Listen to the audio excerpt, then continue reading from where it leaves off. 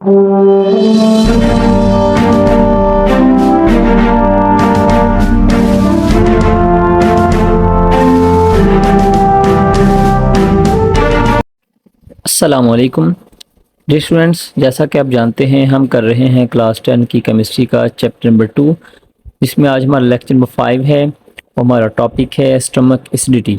Basically ये एक solid box है, आप जानते हैं, इसलिए हम इसको करेंगे, ज़रूर करेंगे। हमारा मेन टॉपिक ये तो नहीं है, लेकिन चले हम इसको स्टार्ट करते हैं ताकि इसको जल्दी जल्दी वाइंड अप किया जाए। तो कोशिश कीजिएगा जो निशान आपको लगे नज़र आ रहे हैं वो आप भी लगा लें ताकि आपको आइडिया हो जाए कि ये आपने करना है। तो चलिए स्टार्ट करते हैं। Stomach acidity.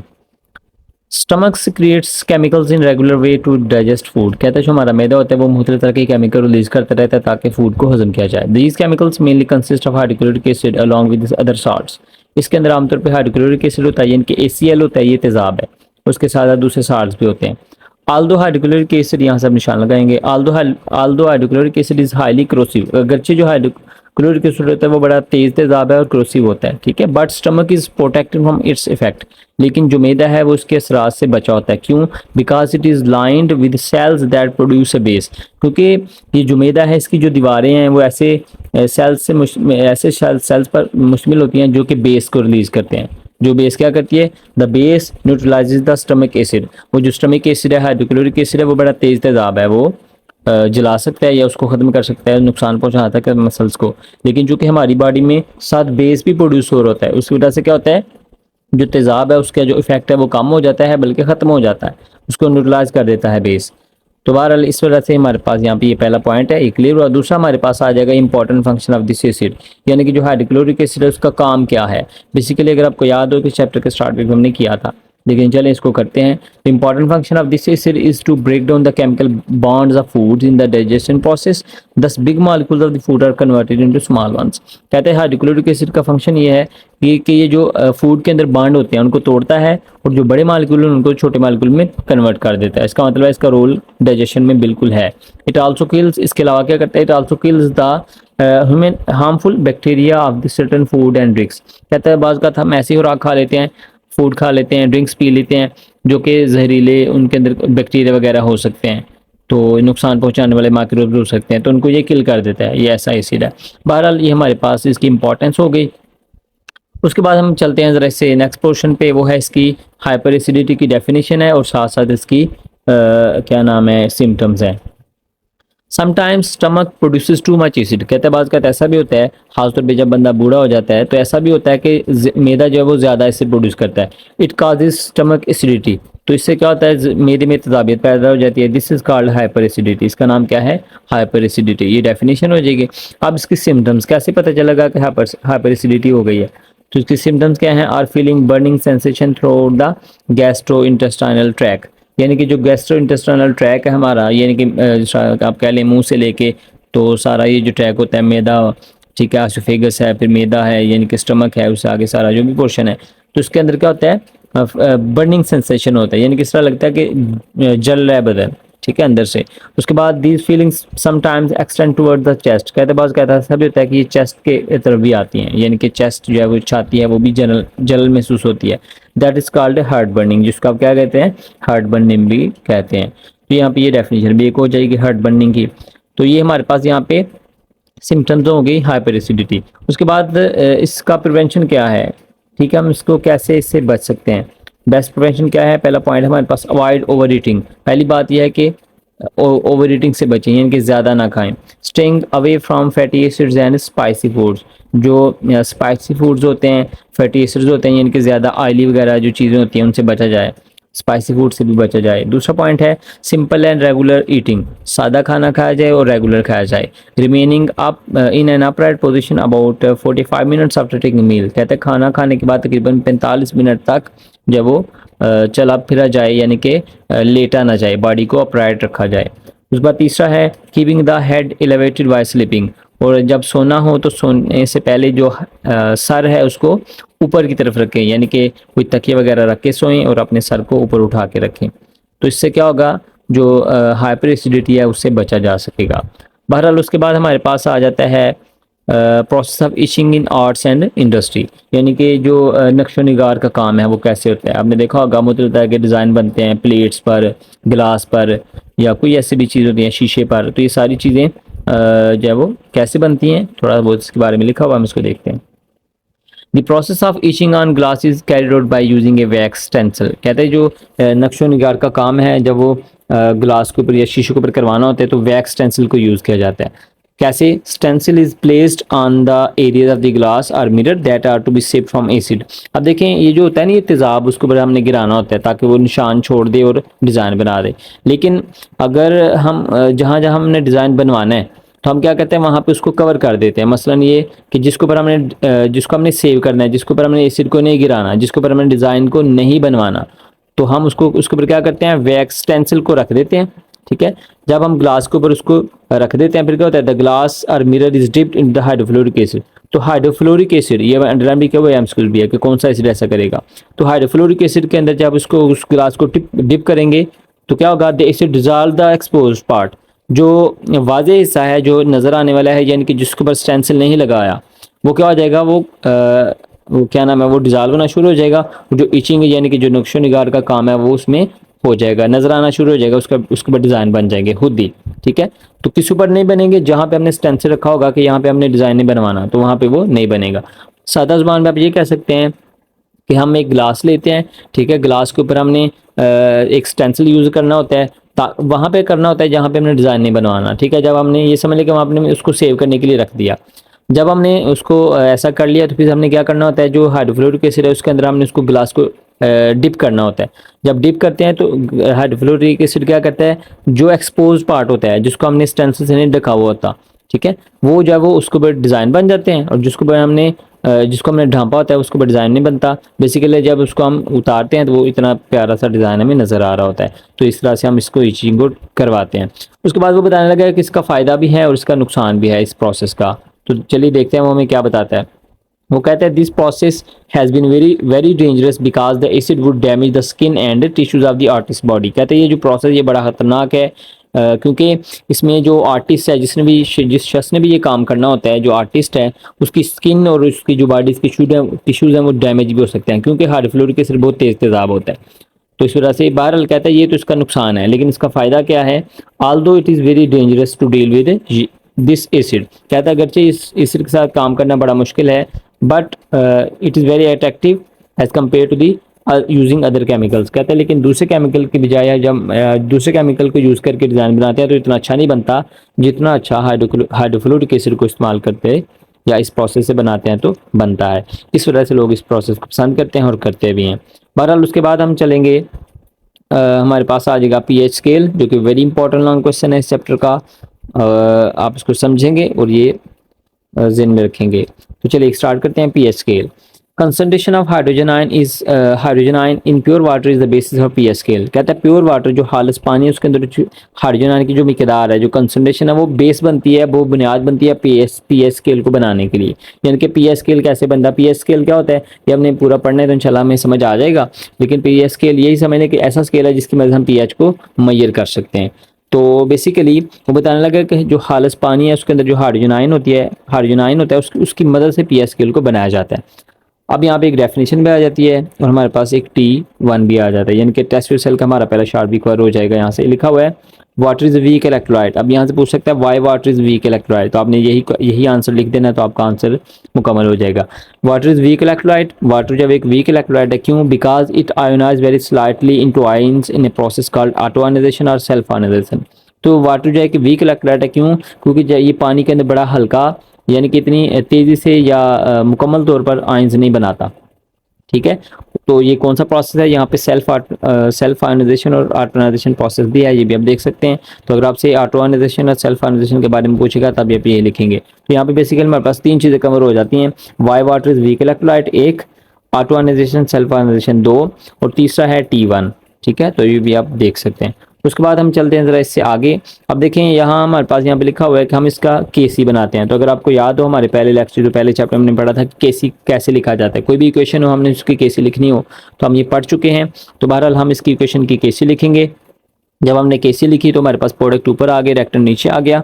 तो उसके बाद हमने इसको जो वाटर है ये वाला, इसको हमने लेफ़्ट साइड पे कर दिया है, क्योंकि ये केसी के साथ जो इसको लेफ़्ट साइड पे कर दिया है, तो इस वजह से हमारे पास नई क्वेश्चन बन जाती है जो कि आपको नज़र आ रही है यहाँ पे, ये वाली। तो यही वो बताने लगा यहाँ पे कि as concentration of water is almost constant, क्योंकि पानी की मकदार भी कांस्टेंट है, इस वजह से क्या होगा, क्योंकि पानी भी कांस्टेंट है तो केसी भी कांस्टेंट है, इस वजह से हम क्या करेंगे, जो वाटर है इसको उठा के लेफ्ट साइड पे ले आएंगे इधर, ठीक है। तो हमारे पास राइट साइड पे सिर्फ ये रह जाएगा जो आपको ऊपर नज़र आ रहा था। तो अभी हमारे पास अब दो कांस्टेंट इकट्ठे हो गए हैं, केसी और वाटर भी कांस्टेंट है। इस वजह से हम क्या करेंगे, अपनी आसानी के लिए हम एक नया कांस्टेंट बना देंगे ताकि हम आसानी से इसको कर सकें। तो यहाँ पे यही लिखा हुआ है कि हमारे पास आ जाएगा a new equilibrium constant known as ionic product constant of water, यानी कि KW।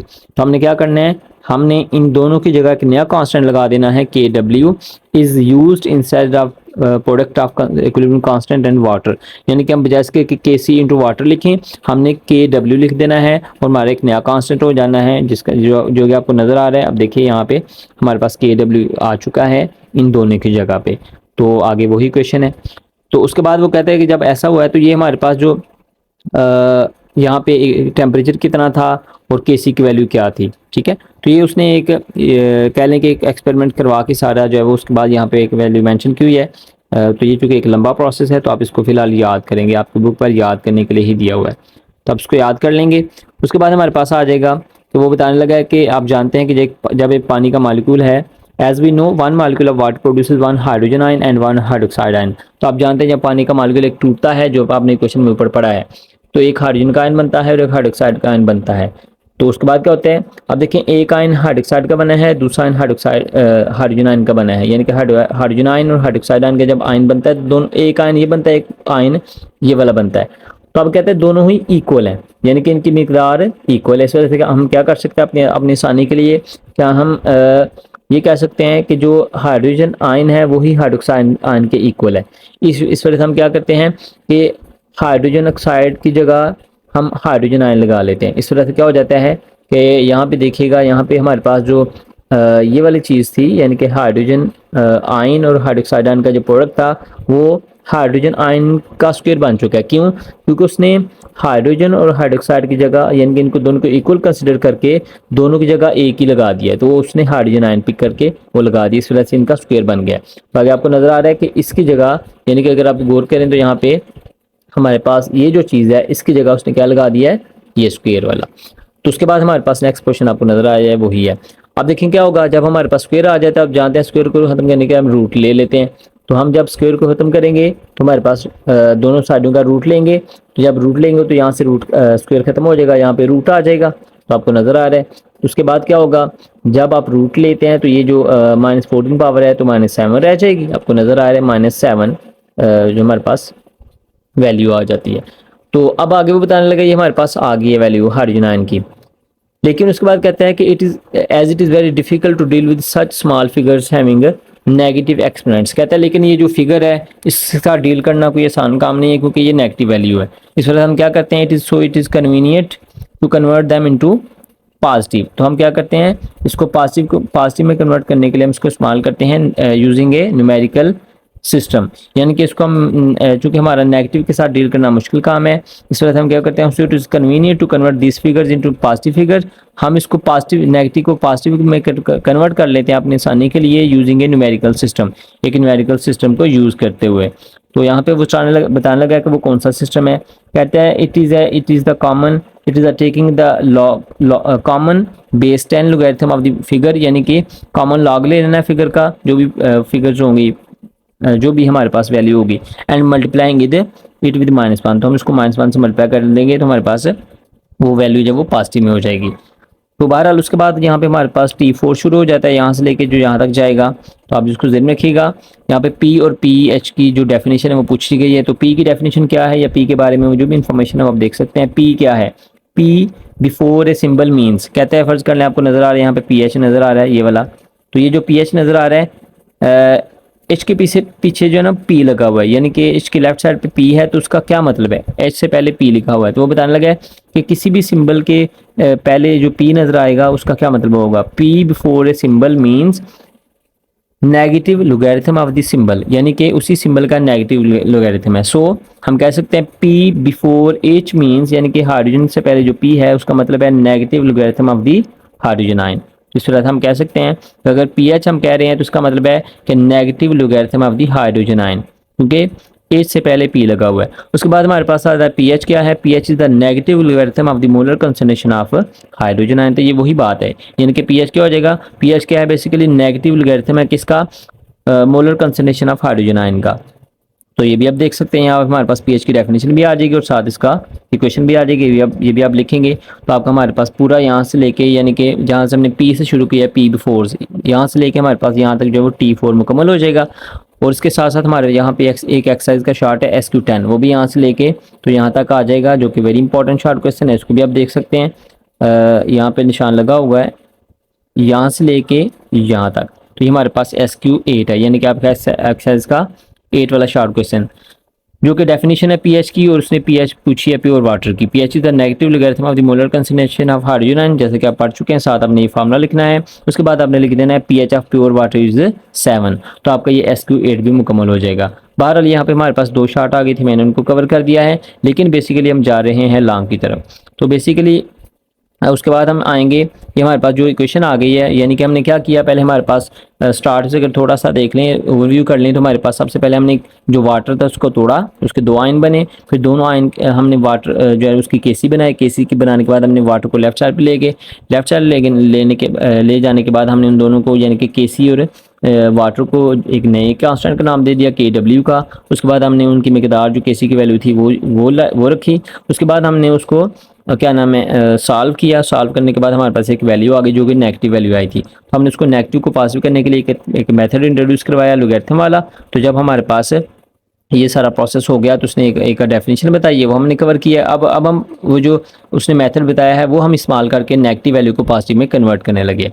तो चलिए हम स्टार्ट करते हैं। यहाँ से हमारे पास ये फार्मूला बना है पीएच का, with reference to this equation, यानी कि जो इक्वेशन आपको नजर आ रही है, स्केल डिवेल्प्स, एक स्केल बन जाता है, यानी कि इस इक्वेशन की वजह से क्या होगा, एक स्केल बन जाएगा to the molar concentration of hydrogen ion, that is called pH scale, उसको आप पीएच स्केल कहते हैं। It is range from 0 to 14, तो इसकी रेंज क्या है 0 to 14। तो यहाँ पे देखिए पीएच स्केल की डेफिनेशन भी कवर हो जाती है। अब ये क्या है, अकॉर्डिंग टू दिस स्केल, इस स्केल के मुताबिक क्या होता है, pH of water is calculated as, यानी कि जो पानी की पीएच है वो कैसे कैलकुलेट होती है। हमारे पास ये फार्मूला नजर आ रहा है आपको, फार्मूला लगाएंगे आप, जब फार्मूला लगाएंगे तो हमारे पास इसकी हाइड्रोजन आयन की वैल्यू मौजूद है। तो वैल्यू हमारे पास 1 × 10⁻⁻7 है। जब हमने इस वैल्यू रखी, उसके बाद हमने क्या किया, हमने जब इसको मुकम्मल सॉल्व किया तो हमारे पास आंसर आ गया 7, ठीक है। यानी कि जब हमने देखा नेगेटिव वैल्यू थी, हमारे पास नेगेटिव वैल्यू थी, तो हमने इसको जब उसको लॉग लिया है, नेगेटिव लॉग लिया है, तो हमारे पास क्या आ चुका है, वो पॉजिटिव आंसर आ चुका है। तो इसी को हमने करने के लिए ये सारा काम किया है, एक स्केल को डेवलप किया है। उसके बाद हमारे पास आ जाएगा POH। अब POH का भी फार्मूला बन जाएगा आसानी से, तो वो क्या होगा, negative log of hydroxide ion. तो उसका जब हम करेंगे, उसका नेगेटिव लॉग लेंगे तो हमारे पास POH भी आ जाएगा, तो वो भी 7 आ गया, ठीक है। अब क्या होगा, जब पीएच भी आ चुका है, पीओएच भी आ चुका है, तो पीओएच हमारे पास आ जाएगा, दोनों 7 आ गए हैं। तो pH value normally rise from 0 to 14, जो पीएच की वैल्यू होती है वो आमतौर पे 0 से 14 होती है। अब देखें पीएच प्लस पीओएच क्या हो गया 14, क्योंकि दोनों 7 है, तो दोनों प्लस करें तो 14 आ जाएगा। ये लिखा हुआ है, so the sum of the pH and pOH is always 14 at 25 Celsius degree. तो ये हमेशा 14 होता है, पीएच मेरा हमेशा 14 होती है 25 सेल्सियस डिग्री पे। उसके बाद हमारे पास यहाँ पे ये स्केल डेवलप हो गया है, जिसकी मदद से हम बता सकते हैं कि पीएच किसी भी सोल्यूशन की क्या है, पीएच और पीओएच स्केल। तो यहाँ पे देखें, आप जानते हैं कि अगर 7 पीएच होगी तो हमारे पास हम कहेंगे न्यूट्रल है, और अगर 7 से बढ़ के 10-11 तक आ जाएगी तो हम कहेंगे बेसिक है, और अगर इससे आगे चली जाएगी तो वो हाईली बेसिक हो जाएगी। और अगर हम 7 से पीछे जाएंगे तो स्लाइटली एसिडिक है, और बहुत पीछे चले जाएंगे तो हाईली एसिडिक हो जाएगा। तो ये हमारे पास एक स्केल डेवलप हो जाता है। तो ये पीएच के बारे में है, ठीक है। तो पीओएच इसका उलट होता है, ठीक है। तो ये अभी ये आपने उलट करना है, इसको ध्यान में रखना है। बहरहाल हमारा क्लियर हो जाएगा, बड़ा आसान काम है। उसके बाद हमारे पास यहाँ पे थोड़ा सा पोर्शन रह गया है, सोल्यूशन ऑफ कंपाउंड PH7 और POH7 is considered as neutral solution. कहता है अगर कोई भी सोल्यूशन है जिसकी pH या POH7 हो तो वो क्या होगा, न्यूट्रल होगा। Solution of pH less than 7 are acidic, और अगर pH जो है 8 से कम है यानी कि 7 से कम है तो एसिडिक होगा, और अगर मोर देन 7 है तो वो क्या होगा, बेसिक होगा। बहरहाल हमारा स्केल डेवलप हो गया है। तो उम्मीद है आप लोगों को ये काफ़ी हद तक समझ आ गया होगा। अब उसके बाद यहाँ पे उसने एक और चीज़ मेंशन की हुई है, जो गया वो मैंने बता दी है। अगर आप इसके ऊपर गौर करेंगे तो ये भी इंशाल्लाह आपको समझ आ जाएगा। तो यहाँ पर उसने कैलकुलेशन करके तो इसकी वैल्यूज़ निकाली हुई हैं। तो अगर आप देखें, गौर करें यहाँ पे, तो हमारे पास ये वैल्यू थी, उसने जब इसका नेगेटिव लॉग लिया है तो हमारे पास पी एच बना है, ठीक है। तो उसके बाद पी एच भी बना है, तो इनके नेगेटिव वैल्यूज़ को पॉजिटिव में किया गया है। तो ये सारी तकरीबन वही बातें हैं। उसके बाद हमारे पास आ जाता है यहाँ पे ये वाला पोर्शन है, यहाँ पे एक शॉर्ट क्वेश्चन भी कवर हो जाएगा और हमारा जो लेक्चर है वो भी तकरीबन ख़त्म होने को है। तो बहरहाल यहाँ पे आ जाएगा since the P S scale is logarithmic, क्योंकि आप जानते हैं कि जो पी एस स्केल है वो लॉग से बनता है। इस वजह से क्या होता है, the solution of p H 1 has 10 times higher concentration of hydrogen than the solution of p H 2। यानी कि मुझे बताना चाहते हैं कि अगर कोई ऐसा सोल्यूशन है जिसकी पी एच 1 है तो उसके पास 10 गुना ज़्यादा हाइड्रोजन होगी as compare to p H 2। यानी कि कोई ऐसा सोल्यूशन है जिसकी पी एच 1 है और एक ऐसा सोल्यूशन है जिसकी पी एच 2 है, तो जिसकी पी एच 1 है उसके पास हाइड्रोजन ज़्यादा होंगे, यानी कि 10 गुना ज़्यादा होंगे। और अगर ऐसा सोल्यूशन है जिसकी पी एच 3 है और एक की पी एच 1 है, तो हमारे पास जिसकी पी एच 1 है और जिसकी पी एच 3 है उनमें 100 गुना फ़र्क होगा। यानी कि जो 1 वाला है उसके अंदर ज़्यादा मकदार में हाइड्रोजन आयन होंगे। अब जानते हैं कि हाइड्रोजन आयन एसिड की वजह से क्या नाम है, एसिडिटी को शो करते हैं। इस वजह से जितने ज़्यादा हाइड्रोजन आयन होंगे उतना ही एक जो सोल्यूशन है वो उतना ही एसिडिक होगा। तो यही वो बता रहा है कि अगर एक सोल्यूशन की पी एच 1 है और दूसरे सोल्यूशन की पी एच 2 है तो 10 टाइम्स जो है वो ज़्यादा कंसनट्रेशन उसके बाद हाइड्रोजन आयन की होगी। इस तरह से अगर किसी सोल्यूशन की पी एच 1 है और दूसरे सोल्यूशन की पी एच 3 है तो उसके पास 100 गुना, इस तरह से आगे भी चलता जाएगा। उसके बाद वो कहते हैं हैंस लो पी एच वैल्यू मीन्स, इसका मतलब वो कहता है कि आगे हम ये कह रहे हैं कि जिसकी पी एच ऐसा सोल्यूशन जिसकी पी एच लो होगी तो स्ट्रॉन्ग एसिडिक होगा, वो स्ट्रॉन्ग एसिडिक होगा। While the P H high value means strong base, जिसकी पी एच ज़्यादा होगी वो स्ट्रॉन्ग बेस होगा और वाइस वर्सा।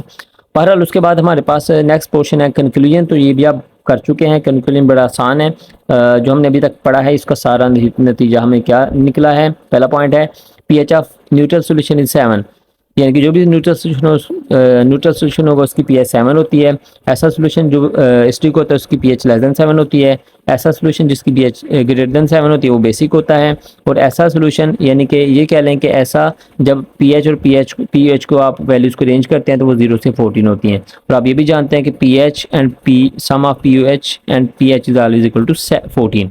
जब आप पी एच और पी यू एच को प्लस करते हैं तो हमारे पास 14 आंसर आता है।